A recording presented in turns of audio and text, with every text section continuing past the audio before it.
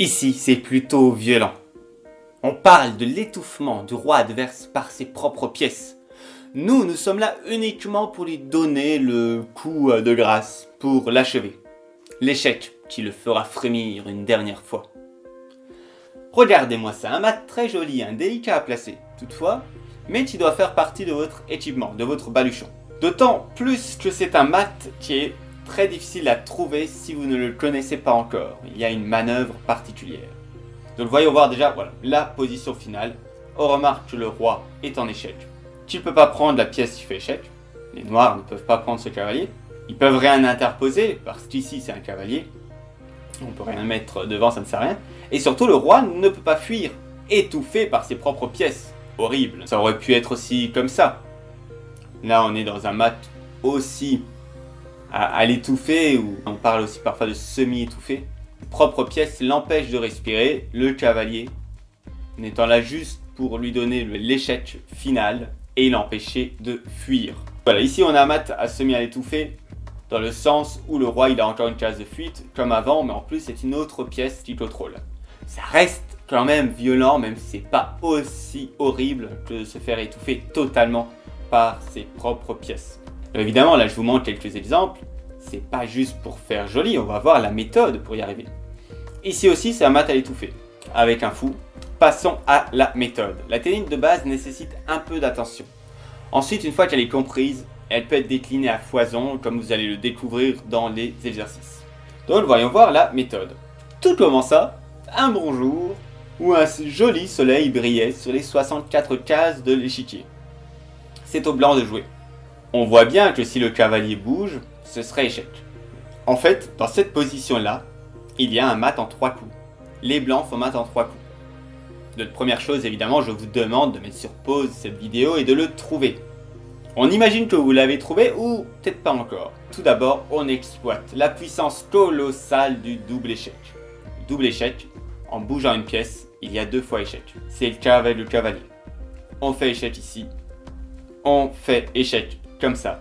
Le double échec, ça oblige le roi à bouger. Lorsqu'il y a un double échec, on est obligé de bouger le roi. Comme il est attaqué de 2 endroits différents à la fois, prendre une des pièces qui fait échec ne suffit pas, il reste toujours l'autre. Interposer ne suffit pas, il reste toujours l'autre. Donc on ne peut que fuir. Donc le roi est obligé d'aller là. Maintenant, et c'est là un coup surprenant, difficile à trouver, plus difficile que le double échec, c'est qu'on fait dame G8 échec.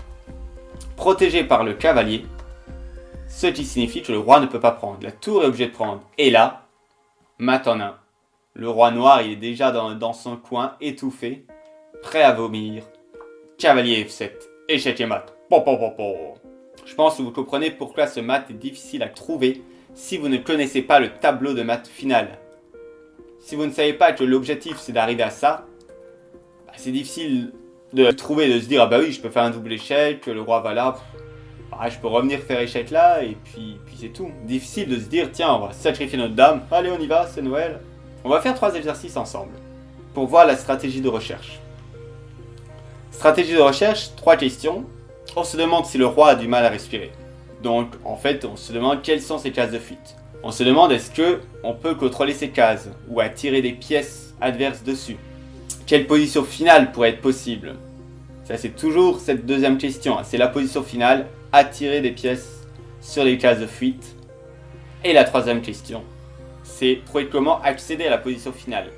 Comme souvent, la stratégie de recherche se ressemble, c'est le pitch que vous avez vu dans un cours précédent.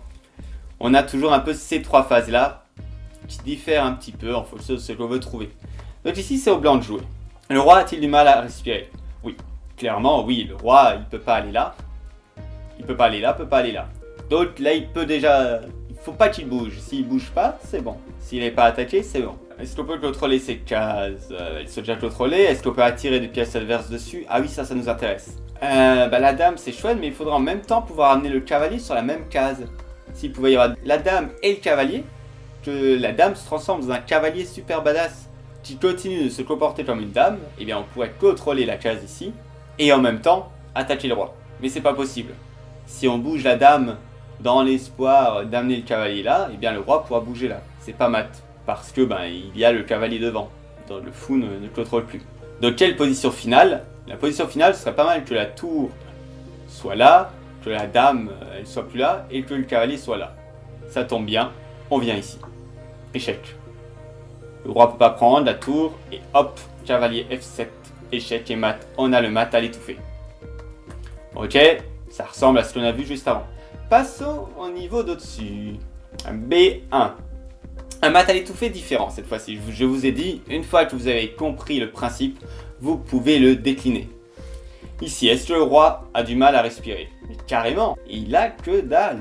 Est-ce qu'on peut attirer des pièces dessus? Quelle pourrait être la position finale?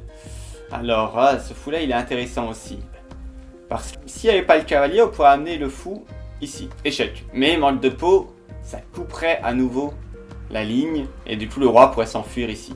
C'est la même chose qu'avant. Ce qu'on veut, en fait, c'est qu'il y ait ici une pièce adverse, et qu'on puisse amener le fou là.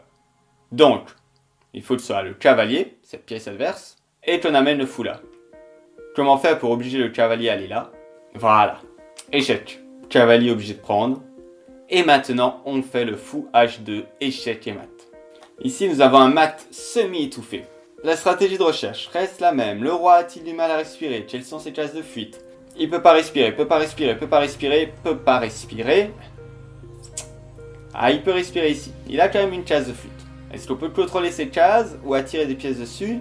Et quelle serait la position finale? On repère le cavalier, on aime bien les cavaliers, hein. On sait que les cavaliers et le mat à l'étouffer, ça marche souvent bien ensemble. Il y a la case de fuite ici. Alors on repère, ah bah ça tombe bien, vous l'avez vu dernièrement, le clouage, normalement. Une pièce clouée est un très mauvais défenseur. Une pièce clouée, si c'est un clouage absolu, n'est pas du tout défenseur. Et si c'est un clouage relatif, ça dépend des pièces qui sont en jeu. Ici, on a un échec qui oblige le roi à descendre, vu que le fou est cloué. Et maintenant, on retrouve notre manœuvre que l'on connaît de mat à l'étouffer. Vous allez voir ça, hop, roi H1, dame G1, échec. La tour va dessus, on a l'autre cavalier qui vient et c'est échec et mat. Un mat à étouffer, semi-étouffé, parce qu'il y a quand même une case où il n'y a pas de pièce, mais contrôlé par le cavalier. On est dans quelque chose de pas facile, de beau, mais évidemment, si vous ne connaissez pas le mat à l'étouffer, si vous n'avez pas un minimum étudié ce coup génial de dame qui se sacrifie pour le bien de la communauté, très difficile à trouver. Donc nous arrivons à la fin de ce cours sur le mat à l'étouffer. Je vous souhaite tout simplement de devenir badass aux échecs et à très vite.